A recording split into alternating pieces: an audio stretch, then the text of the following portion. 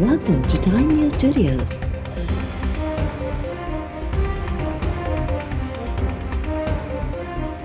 You are watching 12 PM Bulletin.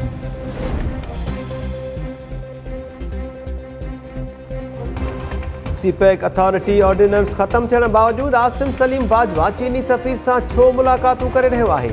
Opposition जो senate में सवाल। नून लीग जे जावेद अब्बासी चयो त ऑर्डिनेंस ख़त्म थियण बावजूदि आसिम सलीम बाजवा जी मुक़ररी छो कई वई।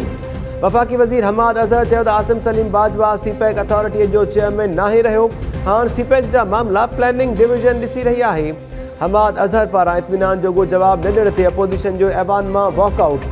पीपल्स पार्टी सेनेटर शेरी रहमान चयो त हुकूमत इदारनि खे मज़ाक़ बणाए छॾियो आहे। PMC नतीजनि में शागिर्दनि जे मुस्तक़बिल सां रांदि कई वई। जहिड़ो वर्ताव हिते शागिर्दनि सां थियो, छा कंहिं सुधरियल मुल्क में ईअं थींदो आहे?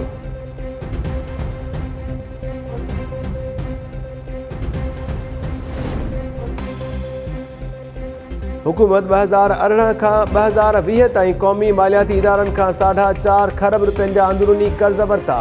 आलमी मालियाती इदारनि खां $5 अरब जो कर्ज़ वरितो वियो। वफ़ाक़ी वज़ीर हमाद अज़हर जी सेनेट इजलास दौरान आगाही। हमाद अज़हर चयो त हुकूमत 2 सालनि दौरान $16.4 अरब जा परॾेही कर्ज़ ऐं 20 खरब रुपयनि जे लॻभॻि अंदरूनी कर्ज़ वापसि बि कया आहिनि।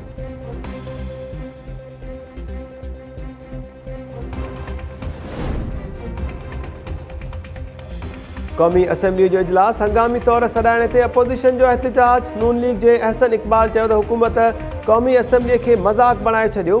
पीपल्स पार्टी जे सैयद नवीद कमर अहसन इक़बाल जे मौक़िफ़ जी हिमायत कंदे चयो त हुकूमत हिक पासे ऐवान खे सुठे अंदाज़ सां हलाइण जूं ॻाल्हियूं करे रही आहे त ॿिए पासे गैर संजीदगीअ जो मुज़ाहिरो कयो पियो वञे।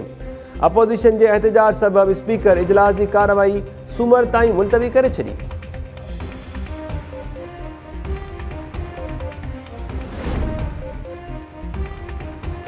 सिंध हाई कोर्ट गुम थियल माण्हुनि बाबति केस में JIT सरबराह खे तलब करे वरितो। सूबाई घरू खाते IG सिंध ऐं ॿियनि इख़्तियारनि खां रिपोर्ट तलब। दरख़्वास्तुनि ते ॿुधणीअ दौरान जस्टिस नेमतुल्लाह फुलपोटो रिमार्क्स ॾिना त जेकॾहिं नतीजा न मिली रहिया आहिनि त पोइ JIT इजलास घुराइण जो कहिड़ो फ़ाइदो।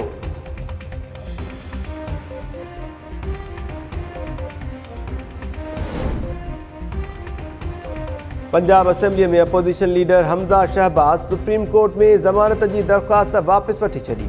ॿुधणीअ दौरान हमज़ा शहबाज जे वकील दलील ॾींदे चयो त असां हार्डशिप जे बुनियाद ते केस विढ़णु घुरूं था। हमज़ा शहबाज 1 साल 7 महीननि खां जेल में आहे। जस्टिस सरदार तारिक मसूद रिमार्क्स ॾींदे चयो त हाई कोर्ट में हार्डशिप जो ज़िक्र ई न थियो त सुप्रीम कोर्ट इन मसइले खे कीअं ॾिसी सघे थी। जस्टिस यहया आफ़रीदी रिमार्क्स ॾींदे चयो त मुनासिब थींदो त एहतिसाब अदालत जी रिपोर्ट बाद हाई कोर्ट सां राब्तो कयो वञे। अदालत दरख़्वास्त वापसि वठण ते हमज़ा शहबाज जी ज़मानत वारो केस उकलाए छॾियो।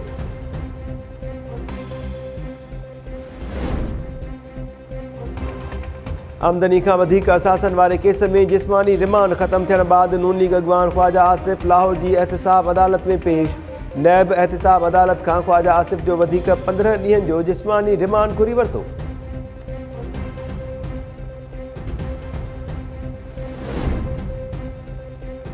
रोहड़ी जे बल्दियात खाते में 70 खां वधीक मुलाज़िमनि तरफ़ां घोस्ट हुजण ऐं घर वेठे पघार वठण जो इंकिशाफ। म्यूनिसिपल कॉर्पोरेशन जे अकाउंट ऑफिसर आला इख़्तियारनि आॾो पेश कयल रिपोर्ट में खाते अंदरि करप्शन जा पोल पधरा करे छॾिया। रिपोर्ट में इंकिशाफ कयो वियो आहे त रोहड़ी जे बल्दियात खाते में 1 खां 4 ग्रेड जे मुलाज़िमनि खे 11 ग्रेड जूं पघारूं ॾिनियूं वञनि थियूं। रिपोर्ट में chief municipal officer Mansoor Abro मथां पघारुनि जे मद में करप्शन करण जो इल्ज़ाम ऐं संदसि ख़िलाफ़ कार्रवाई जी सिफ़ारिश कई वई। रिपोर्ट में चयो वियो आहे त खाते जे घोस्ट मुलाज़िमनि खे जांच लाइ तलब कयो वियो त शहर में पाणी बंदि करण जी धमकी ॾिनी वई। मुलाज़िमनि जी गैर हाज़िरी सबबि रोहड़ी में गंदगीअ जा ढेर लॻी विया। पीअण जे पाणीअ जो बहिरान बि संगीन। शहरी ॿिटे अज़ाब में मुब्तला।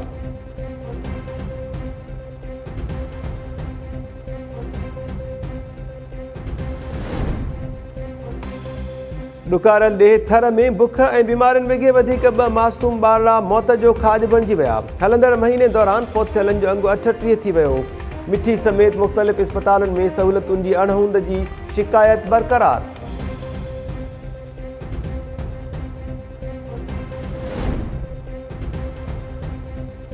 नवकोट भरिसां डंपर दुकाननि में काहे पियो। 2 दुकान, 1 कैबिन, 1 मोटरसाइकिल तबाह। डंपर जे क्लीनर जो चवण हो त ड्राइवर होटल ते नेरन करे रहियो हो ऐं डंपर में वेठो होसि त ओचितो गियर लॻी वियो।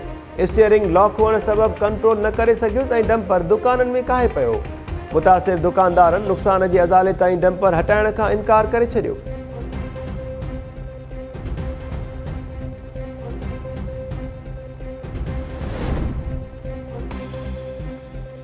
स्टेट बैंक मॉनिटरी पॉलिसी ईंदड़ 2 महीननि लाइ व्याज जी शरह बाबति फ़ैसिलो अॼु कंदी।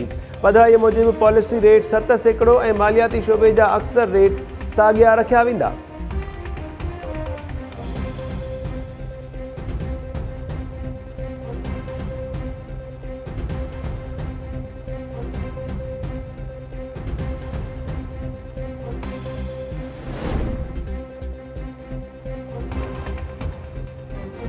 पाकिस्तान स्टॉक एक्सचेंज में शेयर्स की कीमतुनि में गैर मामूली वाध ऐं लाथ रिकॉर्ड। PSX जी companies and security complaint department oil, खंड, स्पिंग टेक्नोलॉजी, स्टील्स ऐं ॿियनि कंपनीज़ खे नोटिस जारी करे छॾिया। 2 महीननि दौरान कमायल मुनाफ़े ते जवाब तलब।